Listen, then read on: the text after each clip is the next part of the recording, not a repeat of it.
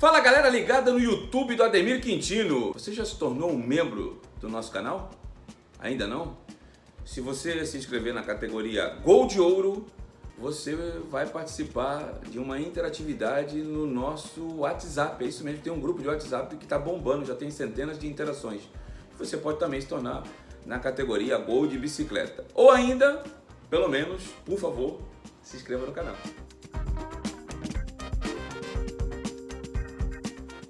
O Huachipato do Chile também vai à FIFA para pleitear que o Santos seja condenado por falta de pagamento dos direitos econômicos que o Santos ainda não efetuou totalmente do jogador Soteldo. Jefferson Soteldo chegou no Santos no começo de 2019, indicado por Jorge Sampaoli, hoje do Atlético Mineiro.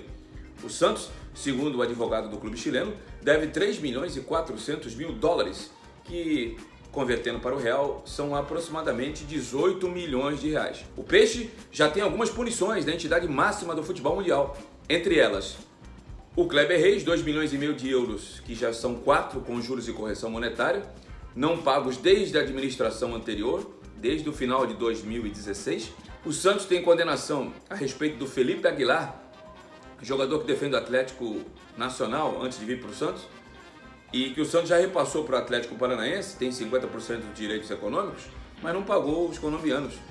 E segundo um membro do comitê de gestão com quem nós conversamos em uma entrevista há cerca de um mês, o Santos deu o valor que tinha para receber da negociação de Giovanni Mazon, jogador nascido em 2002, completou 18 anos recentemente, com o Ajax. Esse garoto, assim que terminou o contrato de formação, viajou para a Holanda e acabou acertando com o clube de Amsterdã. Então são inúmeros casos que o Santos foi parar na FIFA. O problema é que essa punição não vai ficar somente com a proibição de inscrever jogadores. A lei mudou em 2018 e nesta quarta-feira, no programa Diário Santista da TV Cultura Litoral, às 10 da manhã, nós vamos receber um advogado especializado em direito desportivo e vamos tentar dissecar tudo, mas tudo mesmo dele, para que a gente possa saber quais são os tipos de punições que o Santos pode sofrer. Uma delas é o Santos impedido de contratar durante 3 janelas, ou seja, durante 1 ano e meio o Santos pode ficar sem contratar nenhum jogador, somente com os que já tem e aqueles da base. Na noite de segunda-feira foi feita a revelação de que o Internacional enfim chegou a um acordo com o atacante Yuri Alberto. Eu não vou dizer que foi a volta daqueles que não foram, porque foi ao contrário, né? Foi a ida daqueles que não ficaram. O Yuri Alberto ficou 7 anos na base do Santos, o contrato dele foi encerrado no dia 31 de julho, as partes não chegaram a um acordo, e aí o Santos fez uma contraproposta no final de semana, dizendo que ia cobrir a proposta do Colorado Gaúcho. O Internacional se comprometeu a pagar no dia de hoje 10 milhões de reais ao Yuri Alberto, da seguinte forma: 4 milhões e 200 mil a título de prêmio, ou seja, uma espécie de luvas, e 5 milhões e 800 mil adiantados de direitos de imagem. O jogador vai ter um salário na carteira de 200 mil reais e se atingir o número mínimo de partidas, se não me falha a memória, de 15 a 20 partidas, os seus vencimentos vão para 230 mil reais. O presidente Pérez esteve inclusive no CT Pelé antes do treinamento da última segunda-feira para explicar no auditório do local o porquê ele estaria pagando 10 milhões de reais sem ter pago os direitos de imagem dos jogadores que já estão completando 6 direitos de imagem atrasados. Além disso, o Santos não chegou a um acordo ainda com seus atletas do período em que a quarentena se instalou no país, em que durante o mês de abril a julho o Santos pagou apenas 30% dos vencimentos e não chegou a um denominador comum com os atletas de quanto sairia fundo perdido e de quanto os jogadores teriam de ressarcimento num curto espaço de tempo.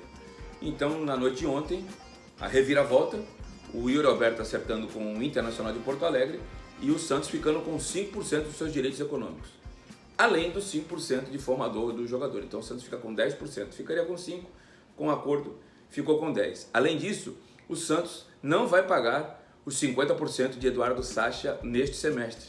A dívida foi postergada para o próximo presidente, é isso mesmo, para o próximo gestor, para o próximo mandato. Já que temos eleições do Santos em dezembro desse ano, a dívida fica para o próximo mandatário, já que o Santos só vai acertar o Sacha em 2021.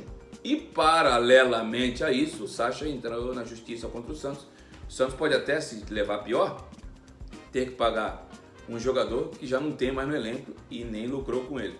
E não bastasse isso, o Yuri Alberto ele se junta a Gustavo Henrique e Léo Cittadini. O Santos não levou absolutamente nada quando esses jogadores deixaram a Vila Belmiro.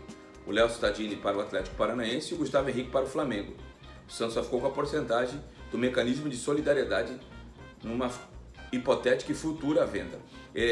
O Robson Bambu só não está nesse time porque o Santos foi à justiça e, como tinha prioridade de renovação do seu contrato, conseguiu ressarcir 7 milhões de reais do Clube Atlético Paranaense, que vendeu o jogador por 8 milhões de euros, cerca de 50 milhões de reais. O Santos formou o atleta, ficou durante muito tempo investindo nele. O Bambu ficou 1 ano e meio só no Atlético Paranaense. O Atlético levou 40 milhões, né? Descontando aí os 7 milhões que foram pagos para o Santos, ficou com 41 milhões e o Santos só ficou com 7, mais 1,7 de 4% de formador do jogador. Gesualdo deve comandar o time na primeira rodada diante do Red Bull Bragantino no domingo. Depois, só o tempo dirá. Hashtag pronto falei. Se inscreva no canal. Se torne membro.